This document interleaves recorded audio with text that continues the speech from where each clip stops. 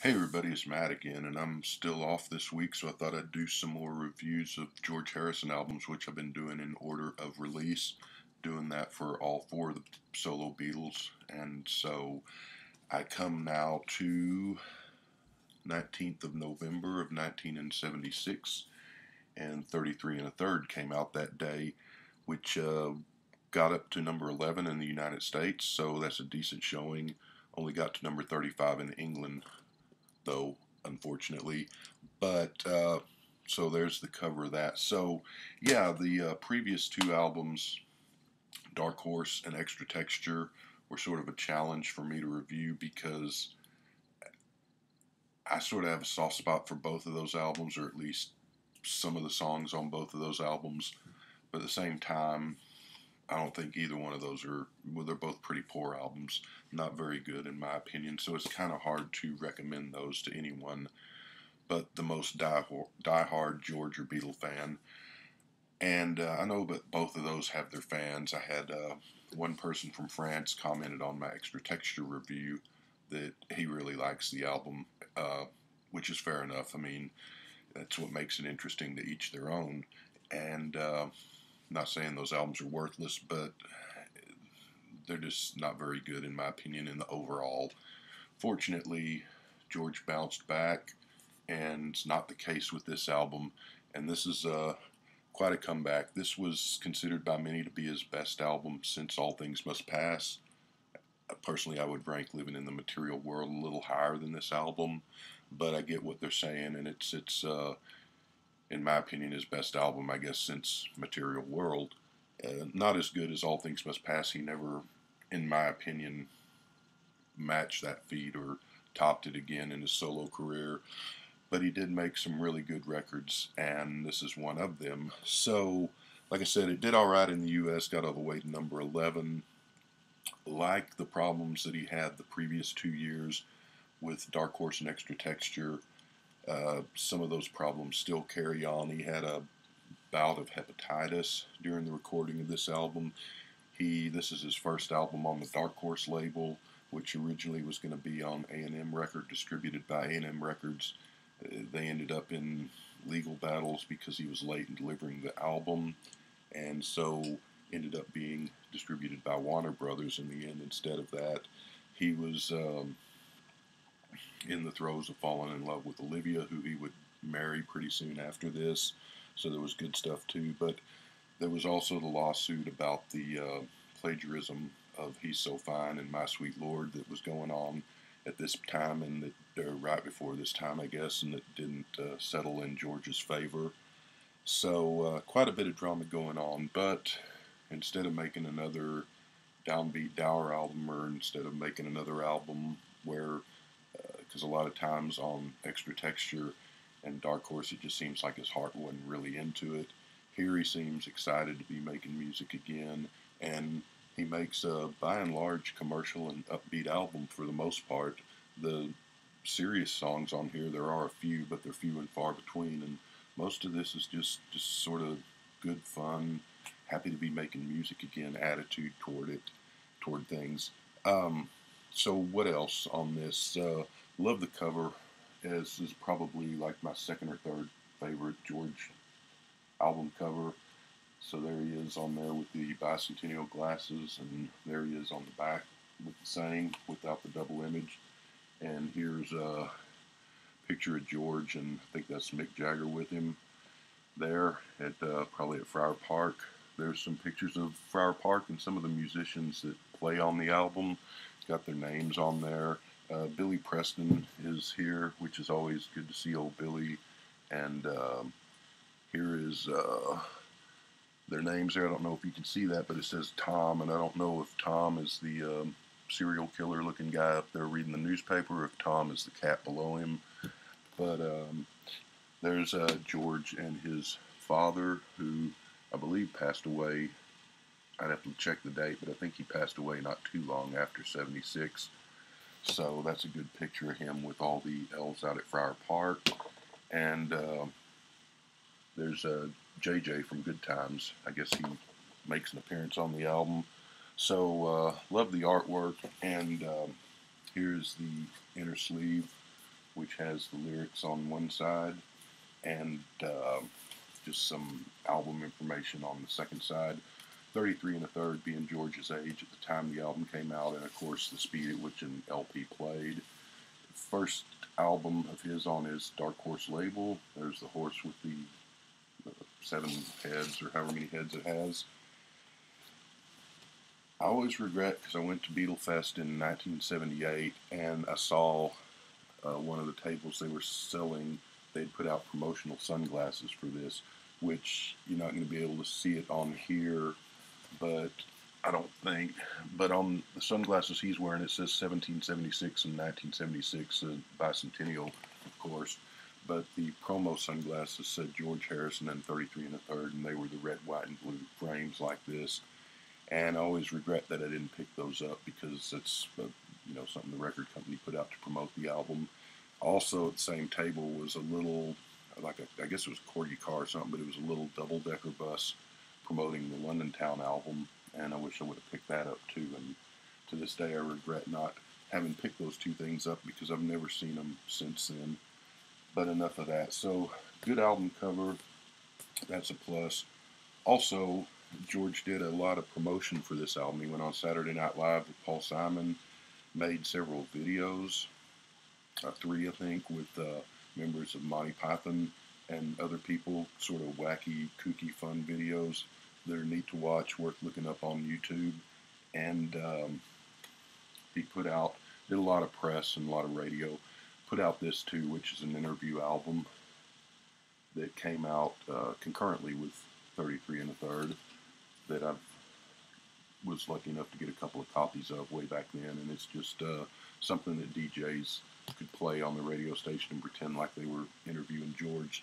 So that's a neat thing to have, and just in case you're interested, there is the label for that particular album, which I have had this thing since the 70s. I don't think I've played it since then. I think it's just the interview. I don't think it has any music on it. I think it has gaps where the DJ is supposed to play the music at certain points in the interview. So, anyway, one of the things with Dark Horse that had plagued George on the Dark Horse, well, sort of the Dark Horse album, but on the Extra Texture album, was that he toured in '74, big tour, and it got a lot of bad reviews. That affected him. I always think that it's really a shame. You can't rewrite history, but what a shame it is that George would have, looked around in '74 and reconsidered and thought, this is probably not the best time to go out on tour. Maybe I should put it off a year or two. What if he would have waited and toured with this album, where it's a commercial success? He's got his singles. He's got pretty good critical reviews overall for the most part, and songs people like. He could have had a lot of good songs off this album to play, which would have been brand new hits at the time.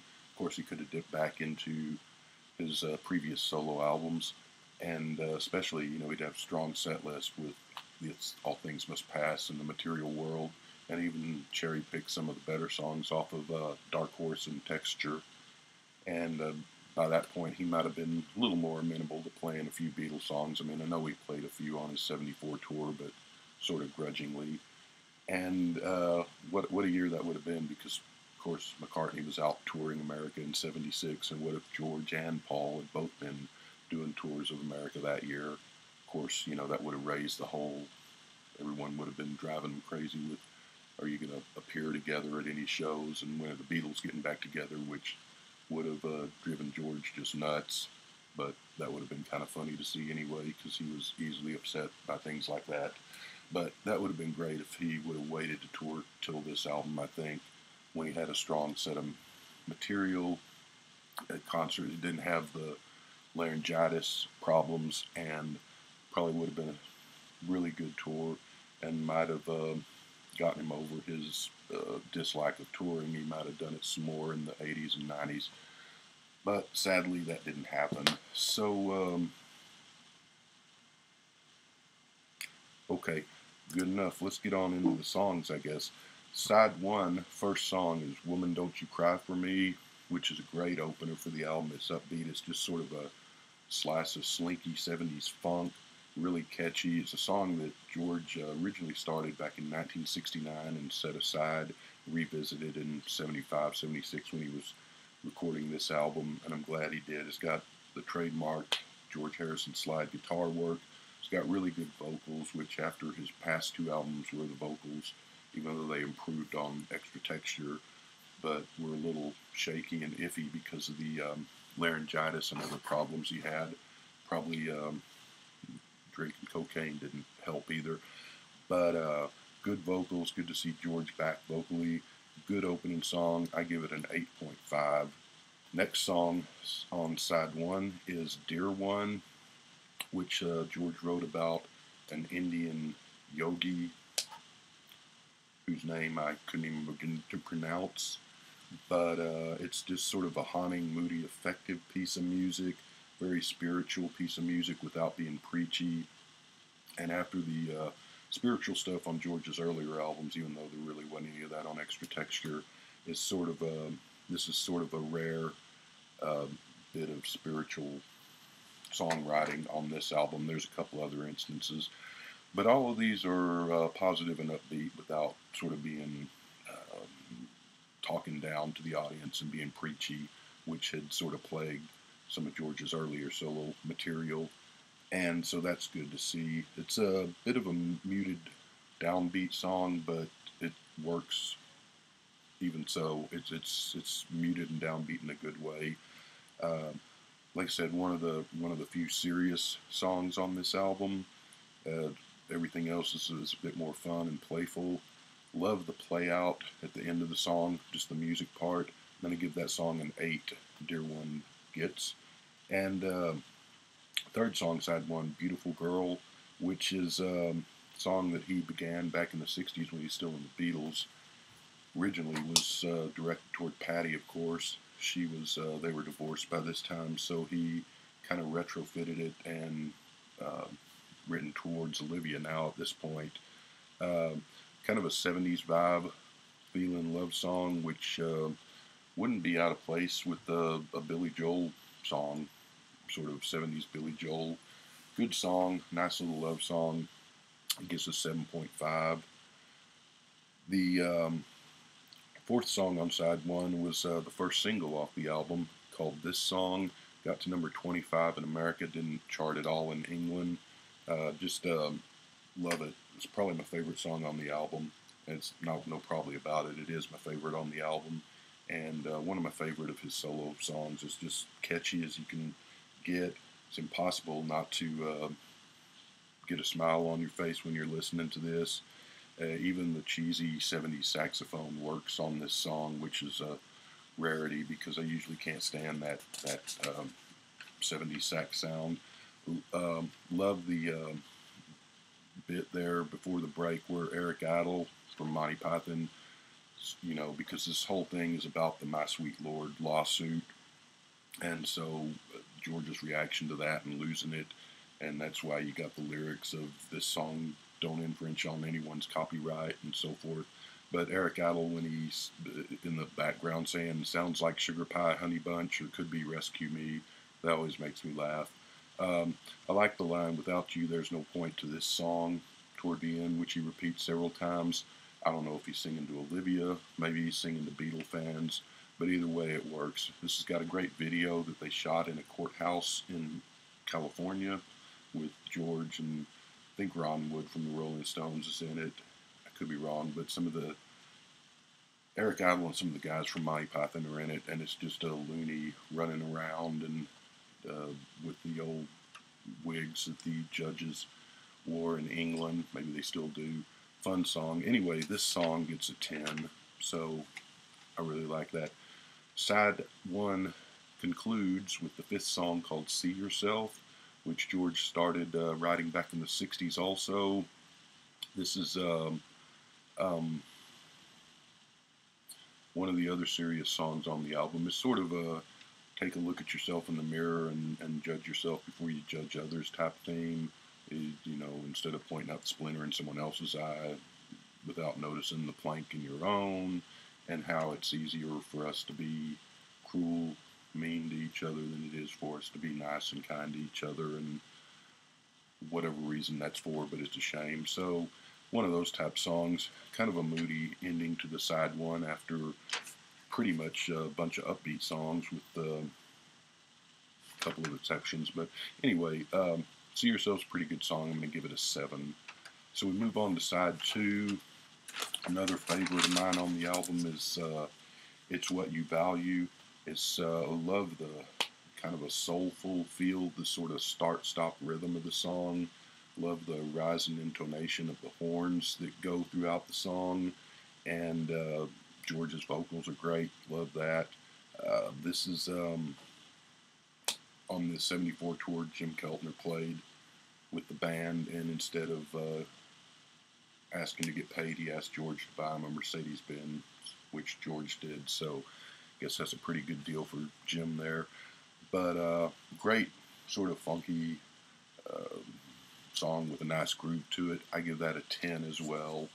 Second song on the side 2 is called True Love, which is an old Cole Porter song, from 1956, which was in the movie High Society. Bing Crosby sang it, Bing Crosby and Grace Kelly, and great movie.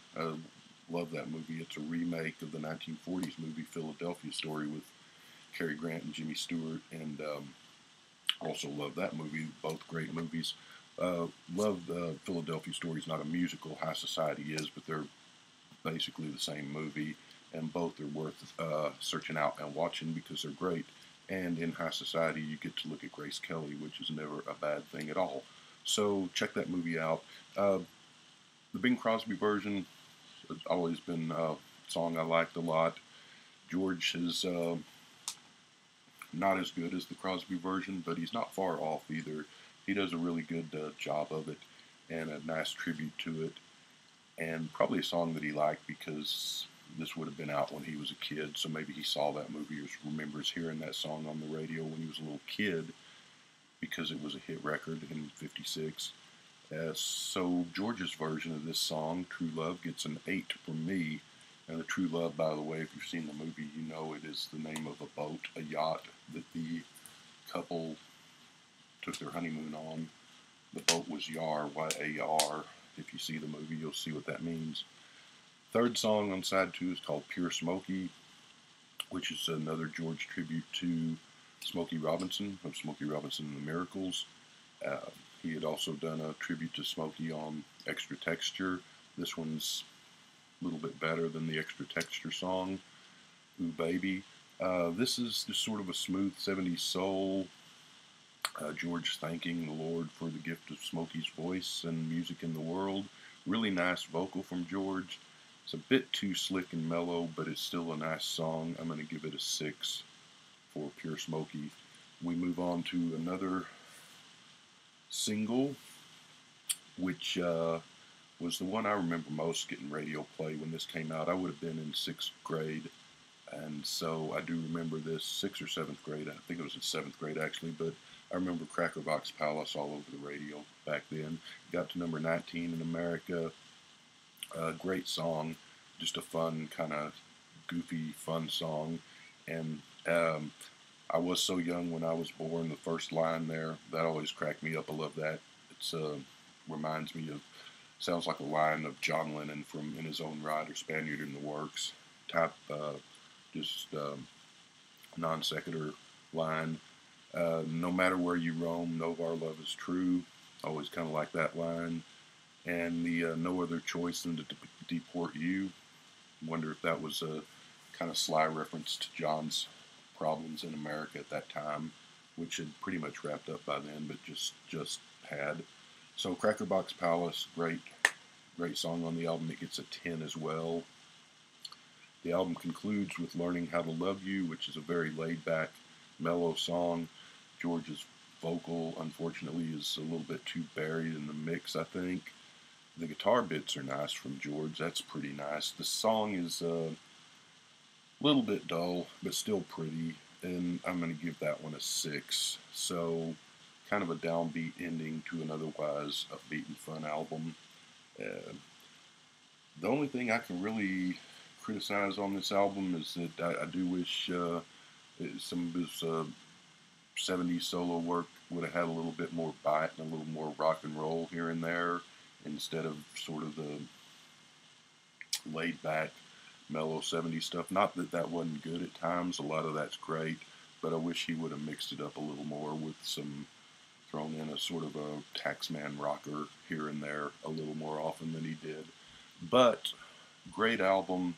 This would probably be, if I was to rank the George albums, this would be way up there. And so I may do a ranking when I finish reviewing all his albums, so I won't say right now. But overall, this album, I would give it a 9. And like I said, it's a real shame he didn't wait and do a tour in 1976, because I think that would have been a great one. But good album from George, and we'll be back with his next one. Talk to you later.